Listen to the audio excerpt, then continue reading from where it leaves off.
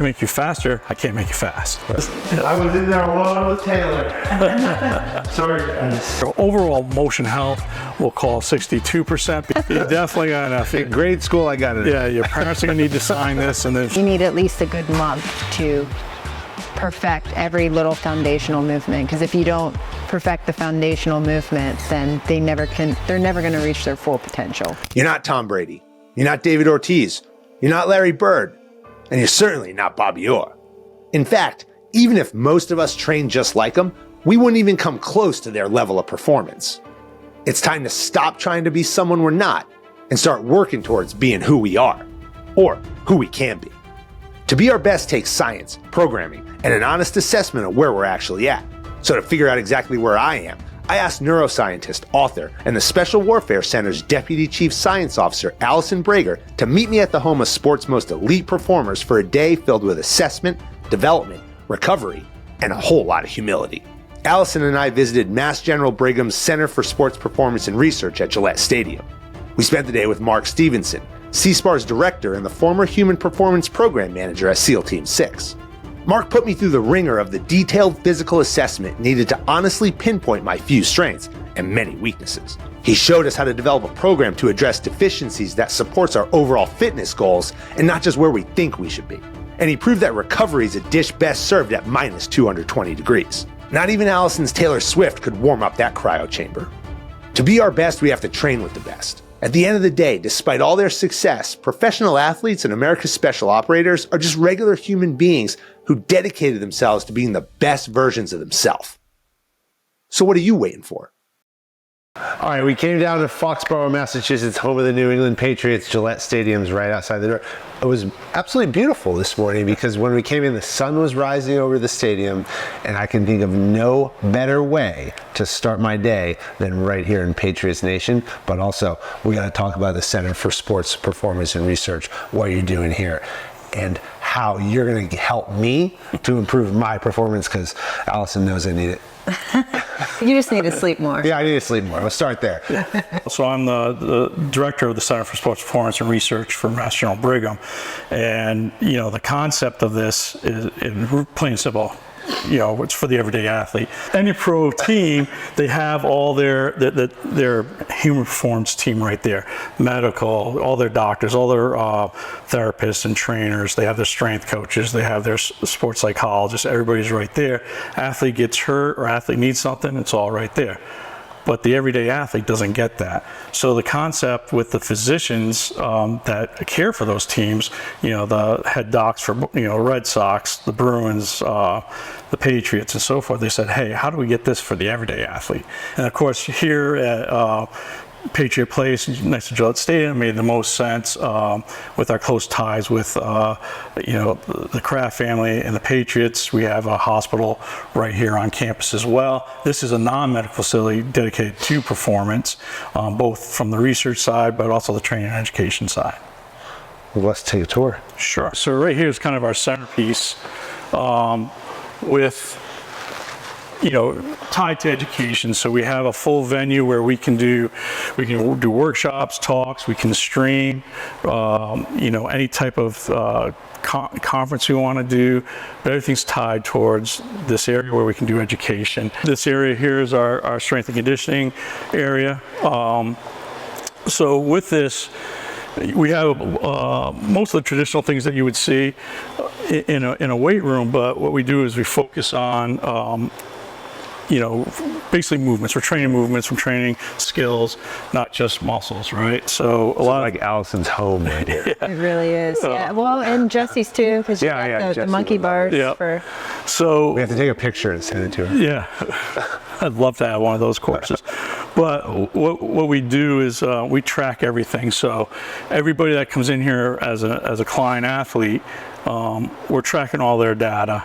to help, so we can hone in on those things. And we'll show you a little bit later, but everybody gets a full assessment, and then we can find out where those deficiencies are to match up with their goals, their position, their skills. So we're looking at that, and this allows us to be able to pivot to what those needs are. So is that why you have the techno gym as sort of the endurance equipment? And the reason I say that is because, like, thinking of that compared to what we have over with Army Special Forces, ours is all analog, but I noticed that was digital. So in my terms, these machines, right, are taking everybody's personal data and they're feeding it into your database automatically. Yes. Right. So I come in here, if you I log elected in. to, You're going to do a VO2 max test right now. Okay, it'll be short. So this gives us the ability where some of the other analog systems as they are, we have to manually input it in. But the key for this is so that, these treadmills are more rugged than your traditional treadmills.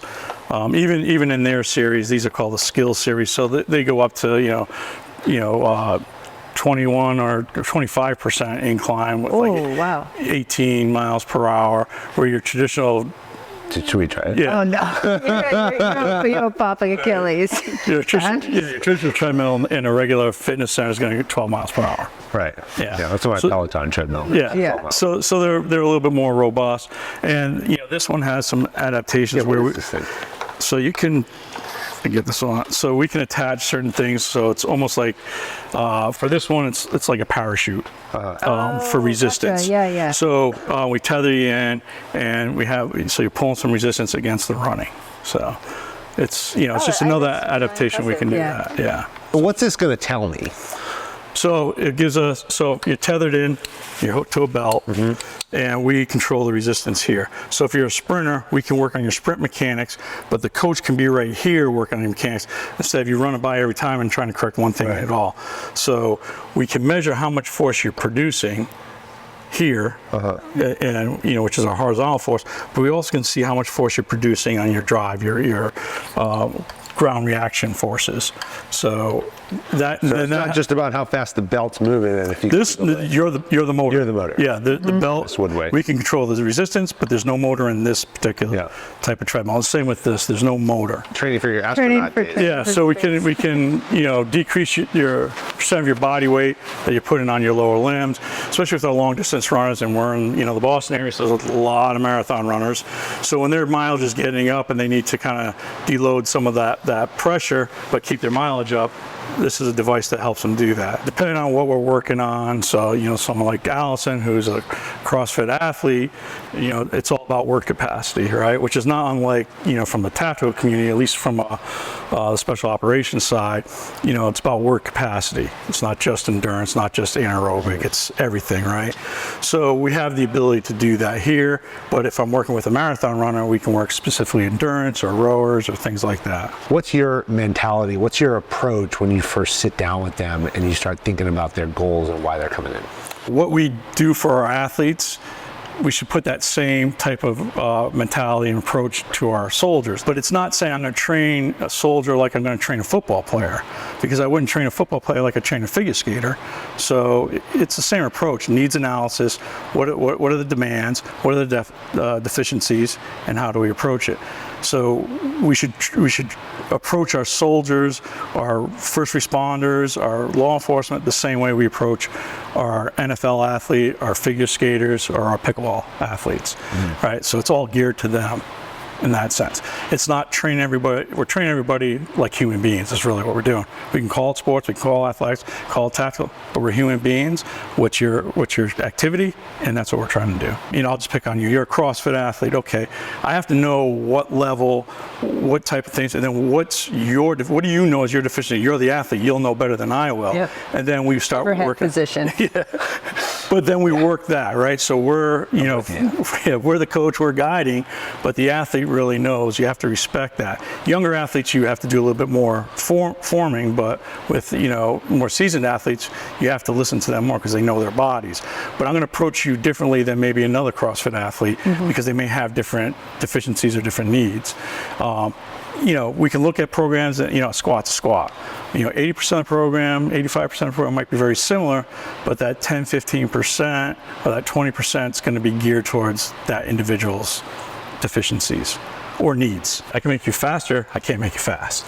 Right. So It's all relative. it's all relative. These days, it's very relative. Yeah, so when people come to you, like, we're not going to take a B envelope athlete and turn them to an A envelope athlete, right? We're going to take an A envelope athlete and put them in a better position, or a B envelope athlete, put them in a better position. We're going to put you through a series of about 19 movements, and basically you just follow the directions. That's it. But we're going to get a lot of different planes. We're also going to look at how you absorb energy and force as well. So it's not just how well you move, and then from there we can look at it's all digitized.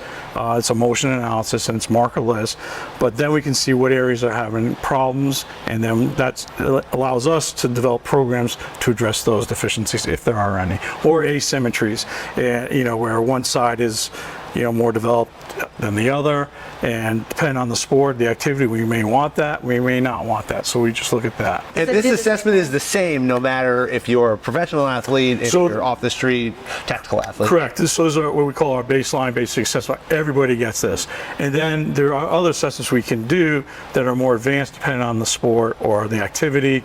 We can dial in a little deeper. This one that we're taking through, we put everybody through, no matter what level you are, whether you're an NFL player or you're a badminton player. Pickleball too. Pickleball. No right answers. No right answer. All right, let's see if I can fail it. Okay. You just need to move around a little bit, so you can lunge forward, put your arms up. You'll see this green bar. Almost there, perfect. Now we're good. That's all it took. All right, so I'm actually gonna have go. Other internal and external rotations. From this 90 degree of the shoulder, you're bringing your hands up and back, your hands down and behind, and then end where you started again. Okay.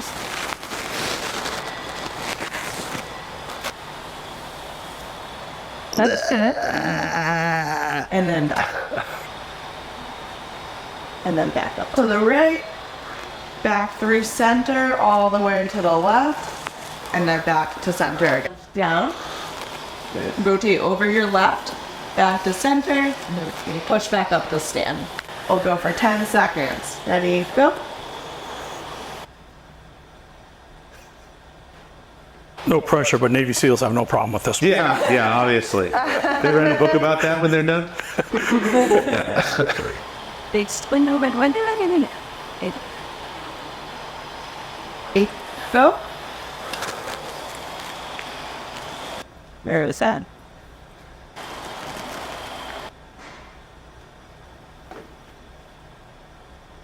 And back up the side today. Perfect. Great. All right, and now we will do the left leg. Go. That's it. That's the time. Ready, go. There you go.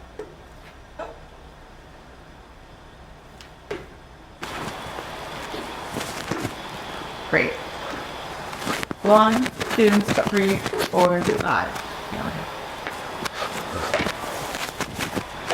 Great problem. Good job. So we'll see you in a few minutes as it's processing. We'll show you where your deficits are, and some of you already know. Oh, yeah. And you don't need the camera to tell you the balance was Right. but about out of 100. So just to keep us simple of what percentile you're at. And the good thing is, from a symmetrical standpoint, you look pretty good. Right? So we always look at the differences between the left and right. And so if you had a huge difference between these two, one would be red or a different color, right? So, right now the difference is good. So that's what that's looking at. But we know some balance issues and some other stuff, you have, we're at 58% of performance, right? Well, we want to be closer to 100%. Right. So what that are those performance is like overall total performance. for a generalized So I got an F. athletic?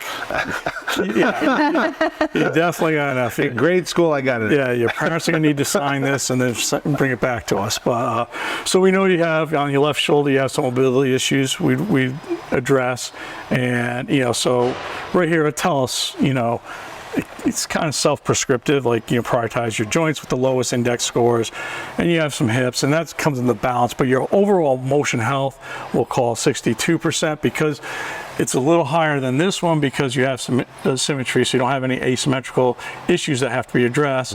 But we have some mobility issues and some balance issues that we'd work on. So for the coaches, we'll start going in here and we can start looking at, okay, where are the issues that we need to do when we're writing the program? This is every exercise that I just did. Yes. So this is breaking it down by Breaking it down, exercise. right.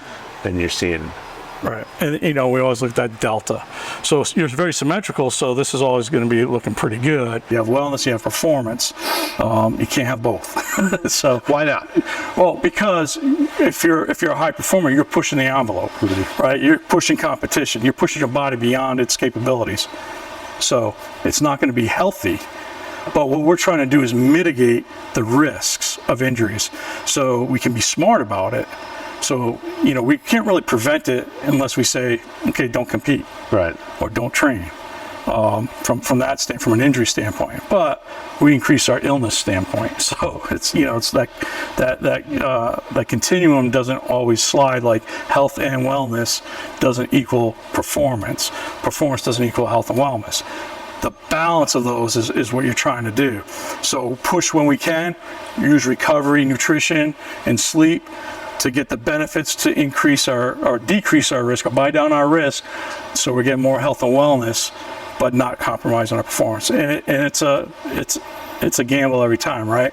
So being more strategic about it allows us to get more optimal performance, and we find nutrition, sleep, and recovery are our best currency to do that, and that buys down our risk. When you look at these values, these numbers, is there an average? What are the trends that you might see between someone who comes in off the street versus a professional athlete versus a tactical athlete? One of the goals in sports or performance science is we look at, like, how do we create this 3D profile of the athlete, and then what does that look like? So a special operator looks like this versus a general purpose soldier, infantryman, right? Mm-hmm. So does that, if a major league pitcher that's successful looks like this, that's that profile, we're trying to train towards that. But we can't do it exactly. I can't take Roger Clemens and say that's my profile and try to get everybody there, because he's a different athlete than somebody else. So what we have to do is get the collective, what's that profile of that general successful person, and then build towards that. So we're talking about the physical here, but sure, it's also the mental, not necessarily. Everything's connected, right? So brain first approach. So your cognitive abilities, your ability to perform under pressure, that psychophysiological profile is what we're trying to find out, because this is only one aspect. Mm-hmm. And many folks that were killing it in the gym, and they got out to even selection or whatever, and all of a sudden they just dropped right off. And it's because of pressure, right? So maybe they didn't handle well and things like that. So we were looking at that complete profile, that I call a three-dimensional profile. And hopefully add that fourth dimension someday. I know guys the other way too, where we'd come into a run, more specifically in the infantry, a little less so in special operations. And I had a guy talking about all the time. His name is Ryan Durr. Worst soldier ever. Horrible soldier in garrison. Couldn't show up on time. Made it to E4 like 3 times and was busted back down to E1 every single time. Fell out of every run before we left the battalion basketball court. But when we hit combat, this was the guy you wanted next to you every single time, because he outran everybody. He was grossly overweight, but he outran everybody. and he was the guy that you knew had you every single time you stepped outside the wire. So it's crazy how you can even take something like this and say you should not perform at a certain level, and then you put them into these stressful situations and they just go. So you have. Not saying it's good, but Well, and there's a couple of things for that. So when we talk about that environment, his mentality, his aversion to falling in line is total part of the respect for authority. Right, but that's a quality on the battlefield, right? In the gunfight, right? Yeah. Absolutely. You don't care about that. You're just going this way. But you also have to understand that he's falling out all the PTs because you were assessing a different energy system than in the combat. So in combat, that energy system was good. So he was crushing it there because, and if you did that in garrison, he probably would have crushed it, right? Except for the fact he just didn't want to show up, so Right. he was already mad. But it doesn't mean that's more of his behavior than it is his physical abilities. So I had an athlete at a Division I college program, basketball, Big East, and in practice he was that type of person, just didn't like the authority, and the coach. They always did what we call 52s running the basketball court, 300-yard shot basically what it is. But you had to make it under 52 seconds. And he would never do it just because he didn't want to. And I'd be the one as the strength coach, okay, I'm the one's getting up at, 5 a.m. for the running. He could do it all day long. He just wouldn't do it for that coach. So sometimes you get that behavior. Now, if I didn't want to get up in the morning because, hey, you're really killing me here, and I'd tell him the next day he'd make it so I wouldn't have to get up in the morning. So he just didn't like that head coach, right? But so you do have some people that they have it in them, they just don't display it. And then, but when the chips are down during a game, this kid could ball. Yeah. And that's kind of what it was.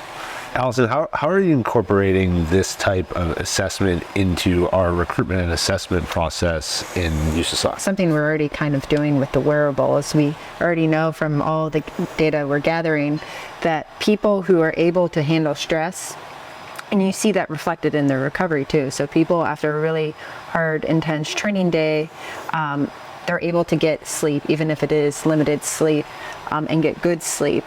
Those people are more likely to pass assessment and selection in certain gates of assessment and selection. But I could see this from a movement functional screening standpoint too.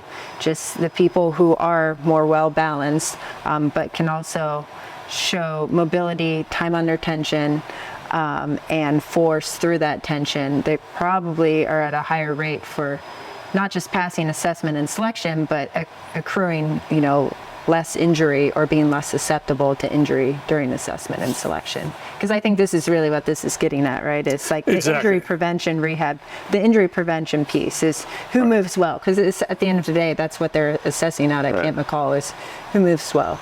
Well, we didn't do anything like this when I went to selection. It was do your best. Yeah, exactly. Here's the standard. Do your Survive. best. Unknown distance, unknown time. Stay in between the cones. Don't deviate from the cones. Go. Right. If we mitigate those injuries, now you have more time on task to get better. Because as you know, as an operator, it's not until about 4 or 5 years that you're actually, okay, now you're an expert.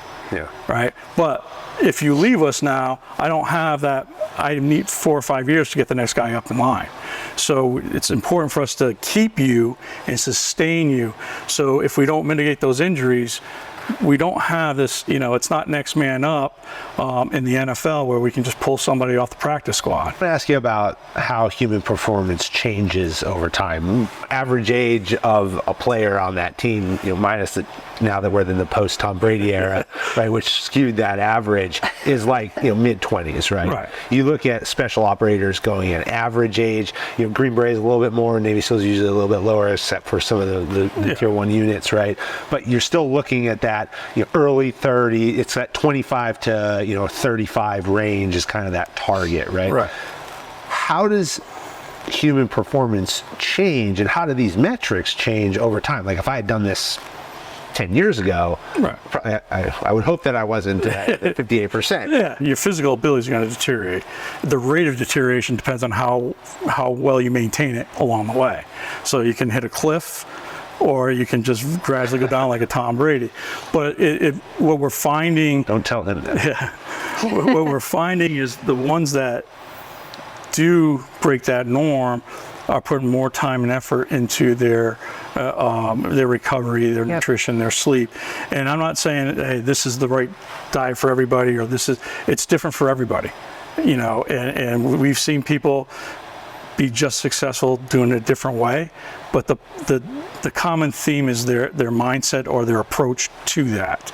So, and I'll just, you know, throw Tom Brady and a Drew Brees, like two of the best quarterbacks ever. Their approach to their game for them being a quarterback, their approach to how their resources, their approach to how they do their social life, all that stuff is what makes them able to sustain. But it's their mindset that makes them different than the ones that, you know, are much more talented but don't last long. They've all had injuries. They both had some severe injuries. How do they get back and other ones didn't?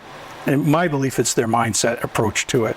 What made them great as athletes also made them great at coming back from injuries. No, and I couldn't agree more. I mean, I think their money's made in the recovery, because I can't remember how much Tom Brady spends in an average year on recovery practices. I don't care, you know, who you think you are. You got to have humility to be successful. And I guarantee you know, a Tom Brady, a Drew Brees, a LeBron James, you know, you can have your social face, but they are humble. Otherwise, they wouldn't bother putting the time in. Yeah. If they thought they were just great, they wouldn't put the time in. They know they have to work at it because they're human beings. How do you handle an athlete who comes in who may say that they know it all and does lack that humility? How do you correct it? Can you correct it? Yeah, trust. In the NFL, I've had, you know, people be like, listen, for other reasons, like, hey, I'm not going to listen to you. I don't care what you know. But, you know, halfway through the season, hey, I need this. Okay, you don't want to, but I'll help you out. You know, I'll hold the door for you, whatever. Once they know that you're there for them, you just have to build that trust. Does it always work? No. There's people that are just, you know, people are inherently bad. That's why we have laws. And those are the same people who don't get, you know, assessed and selected for too, because obviously that's one of our core attributes too, is humility. That's why it's so long, right? Right. Because after a while, you can fake it, but after a while, when you're tired and everything, you're an asshole. See ya. Yeah, well, that's why you have the 28 or 20, whatever it is, 21 day now, 28 day non-select. Right. And you go all the way through, and there's nothing worse when you're standing in that formation and your number doesn't get called. Right. Yeah. And then you realize, man, what did I do? And 9 out of 10 times, 9.5 out of 10 times, it comes down to attitude. Right. Your attitude doesn't work with everybody else who's standing there. And the first thing they say, oh, the cadre didn't like me. They didn't like this. Yeah. So we try to tell them, I was like, listen, that attitude, that demeanor right across the table right now is why you didn't make it here. You know, they're trying to help them in their career. You're not coming back, but you need to move forward. But if with that attitude, your career is going to be shortened. Yeah. So it's changing that behavior, building that trust. But some people just aren't coachable. Well, I like to think I'm coachable, and my scores here are obviously not very good. So I was hoping we might be able to go back over to the gym section, and you could talk through a couple of exercises that you would program for me and the theory behind that based on what we saw here. So we did the assessment. Now we came over here to the trainings area. So what do we got to fix? So what we're going to do is... it's a long list. Yeah. So where do we start? You know, you had a left shoulder mobility issue, you know, which normally, so we'd work on some other things. We're using some bands and stuff to help increase that motion. You had some balance issues especially with squatting or lunging. So, you know, we're accelerating because I'm going to show you more of a complex exercise. Rotate to the side. There you go. It's like a disc and then back up. Deep. So see how the rotation isn't as much? So it's okay to say, okay, we won't go as deep, but we want more rotation. And then as that gets better, then we'll creep you down. You know, because people look at it and say, well, he's not going deep enough. Well, because you can't, and it's going to be crappy work. We don't want that. So now rotate, and then back up. So we'd work in this area, perfect it, and then slowly or over time creep it down a little deeper as that gets more solid. Try switching sides and see how that is.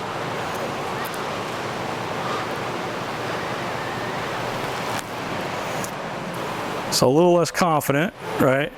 So go.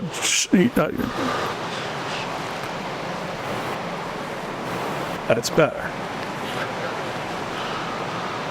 You need at least a good month to perfect every little foundational movement, because if you don't perfect the foundational movement, then they're never going to reach their full potential. And that's it. Like, we can do advanced exercise, but if we don't have the foundation. So, if you've ever owned a house, if you're not always checking and shoring up your foundation, it doesn't matter what your curtains look like.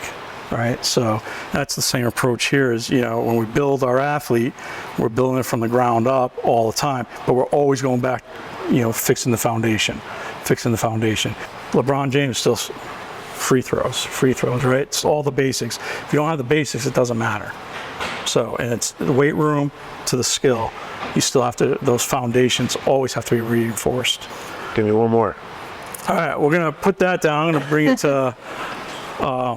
A fancy machine here. Ooh. I like this piece because we can do anything. So it's got, pulling down, pulling up, pushing out, or whatever. So the handles move freely, so I can do any motion I want.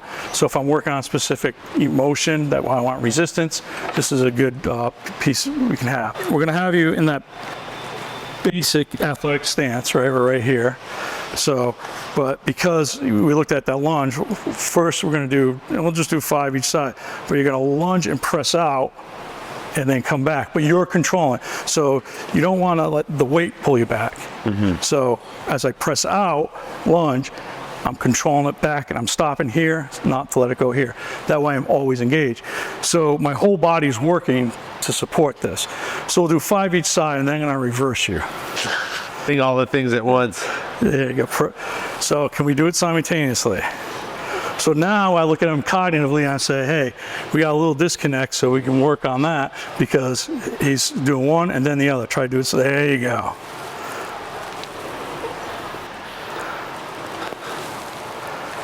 There, good.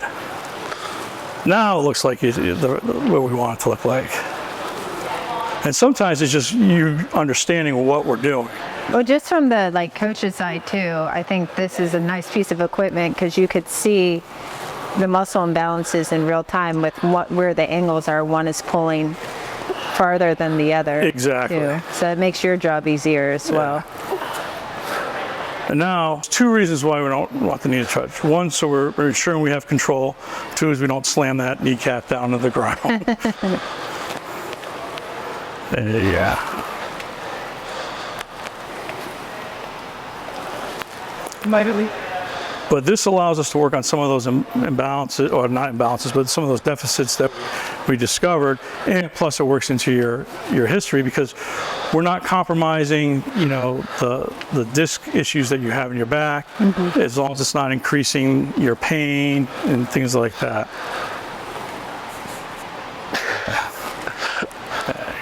It's good. So this is photobiomodulation, specifically near infrared light.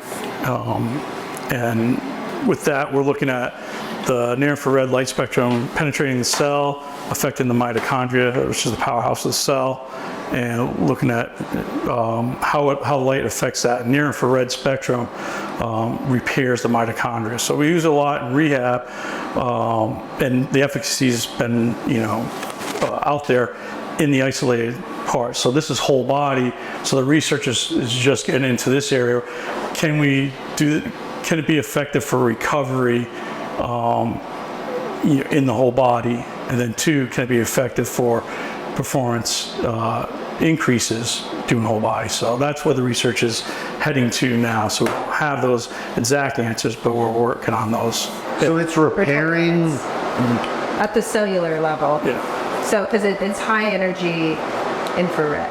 So it's far different than the infrared saunas you see. This is, and you'll see in a second once it's So this is on. near infrared, and the saunas that you hear about are far infrared, which is a thermal effect. Near infrared doesn't have a thermal effect. It's a visible light. It's invisible, It's right? a- Far is visible. What nanometer is this? Do you know? Yeah. About 880. And it's actually penetrating Yeah. the tissue. So what we're seeing is the red light But so we always add that because you would never know that the near infrared's on if you didn't. So they always mix red light with near infrared. Red light doesn't penetrate as deep, but it does go into the dermis. And they use that for a lot of skin problems. But with near infrared, it goes deep. It'll go through your skull into your brain. So there's a lot of work at Mass General Brigham in Spalding and Mass General Hospital. They're doing a lot of work in the near infrared on brain injuries, right? Talk about recovery in general. We've gone through the progression here. We talked about assessment. We talked about then developing a program that combats those weaknesses. But that last piece, that recovery piece, becomes critically important to be able to get out there the next day and do it again. The recovery, and I think Mark, you said this perfectly, it really is the currency for next day performance. If you want to get very technical about it, we have this thing, it's called homeostasis, which basically means for every reaction, there's an equal opposing reaction. So for every second you're active, that requires an additional second of inactivity. And cryotherapy can be a part of this recovery. Now, to me, it's active recovery. For 3 minutes, your body feels like it's dying. Like you will see that. You will go into a really high sympathetic state, and what it's doing is it's diverting the blood to your muscles. And within those 3 minutes of diverting the blood to your muscles, you'll see on the after effect, there's this euphoric release, and then you just get this massive blood pump. But it's through this very forceful and stressful process that recovery occurs, because you have 3 minutes of feeling like you're dying, so your body is tricked into the state like, oh, I need to start building these repair processes and repair mechanisms so I don't die. And that continues on for 10 to 12 hours after you do a cryotherapy session. And it improves your nighttime sleep, because we did that longitudinal sleep study. And how does this compare to the ice bath? So it's a totally different physiological effect. So, meaning one's not better than the other.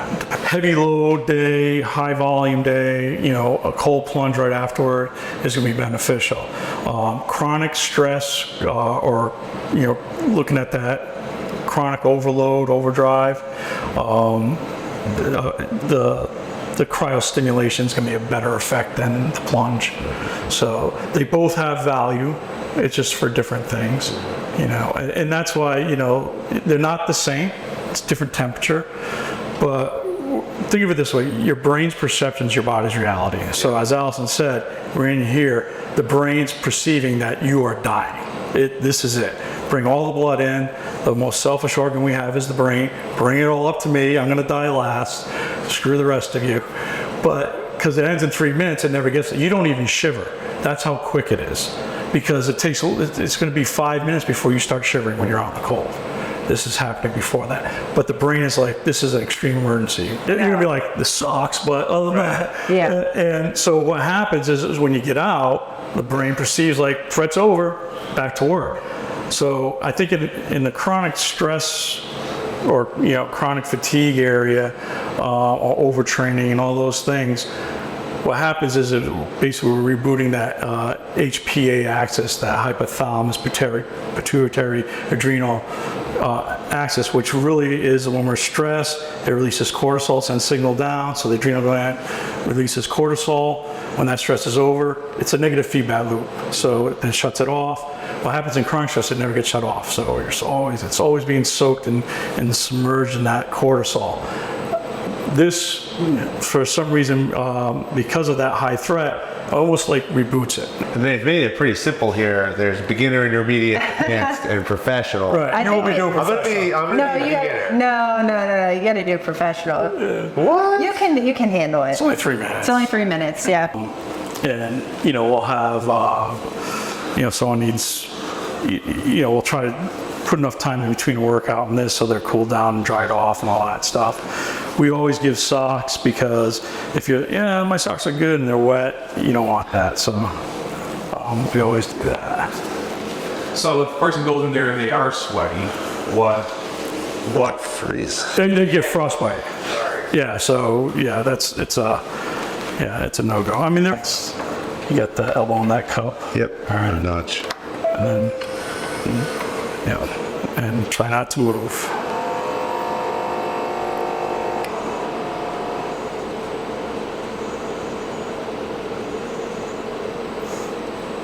So that if we have time to put the these please.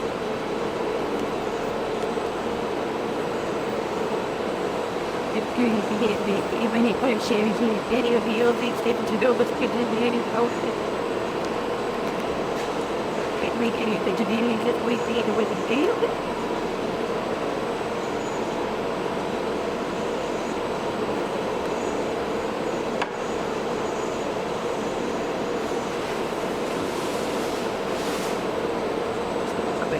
It was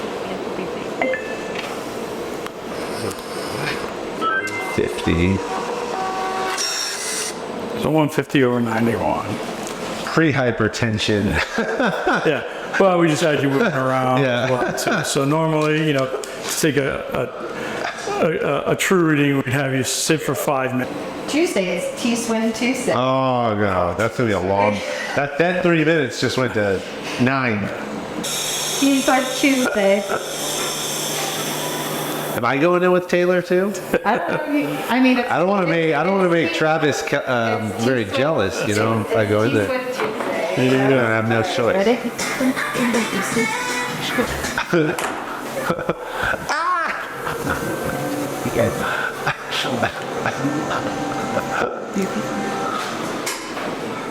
So I think it's even better with the light off because you get that. She in it? No, she. it was up to pig based on. I wasn't there to 12. I tell you, like, you're good. And all of a sudden it's like, what the heck? Stop. Lars got me going to the cryo chamber right now, minus 220 degrees. Allison just got out. She says it's euphoric, although I only see her shiver. Oh boy, here we go, 3 minutes. And Taylor Swift.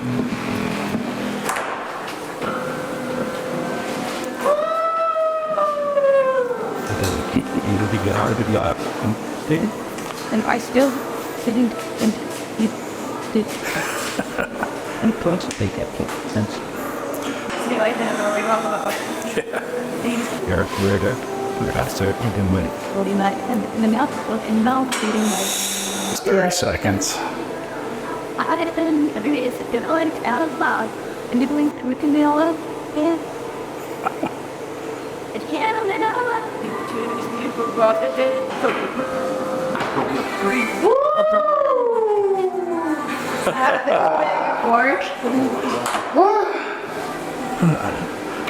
I was in there alone with Taylor. Sorry, guys. Mark, Allison, we had the full immersion into the Mass General Brigham Center for Sports Performance and Research today. We went through the whole gamut. Okay, we started with the assessment. We went on to identify off of that assessment the critical deficiencies that I had. I know now, okay, that I'm at 58% of performance or where I should be. It's like Toby Keith said, I'm not as good as I once was, but I'm good once as I ever was. That's how I live every single day. But then we took that data, and then we talked about workout design, right? How do we actually address those deficiencies? And then from there, we hit recovery. Allison and I are still shivering from the cryo chamber over there. But when we talk about elite performance, when we talk about human performance, whether it be in SOF with your role, Allison, at USASOC and broader into SOCOM, and with your former life in tactical performance units, and now working not only with tactical athletes, but also with high-performing athletes and the general public, to bring them in here, is about taking the next step. The data matters. We talked a lot about science. The science matters. And that's what you're getting in here. So I appreciate so much you spending the time with us today, for you joining me, Allison, coming down bright and early. We didn't this even morning. know. Small world. I know. It just magically happened. So it all worked out to come here today and talk about how anybody can use this information, use the information on themselves to take that one step better every single day. I really appreciate you guys coming down and highlighting what we do. again, it's for the everyday athlete. We're all humans. Someone once asked me, what's the difference for working with NFL players and soft operators? They're all humans. So we just have to approach it as their individuals and what their needs are.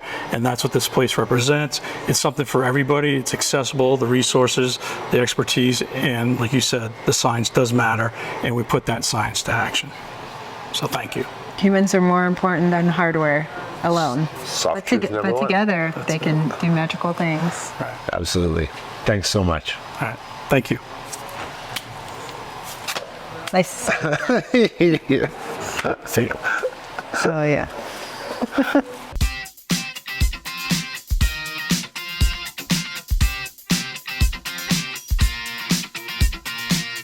American Jedburghs went out to form the foundation of the United States Special Forces and the Special Activities Directorate of the Central Intelligence Agency. Thanks for listening to the Jedburgh Podcast. I'm your creator and host, Fran Rachopi. Join us next week for a new episode on Apple, Spotify, or wherever you get your podcasts. Check us out on YouTube for full episodes, highlights, and other behind-the-scenes content. If you like what you heard, give us a like and leave a review. Follow me, Fran Rachopi, Jesse Graff, Talent War Group, and our CrossFit Games sponsors, U.S. Army, Wodify, GoRuck, and Hero Coffee on LinkedIn, Instagram, Facebook, Threads, or X. Send your comments and inquiries to fran@jedburghpodcast.com. As a former member of Special Forces, the Jedburgh Podcast donates a percentage of all proceeds to the Green Beret Foundation, supporting America's Special Forces and their families. Thanks for joining us on this episode. How you prepare today determines success tomorrow.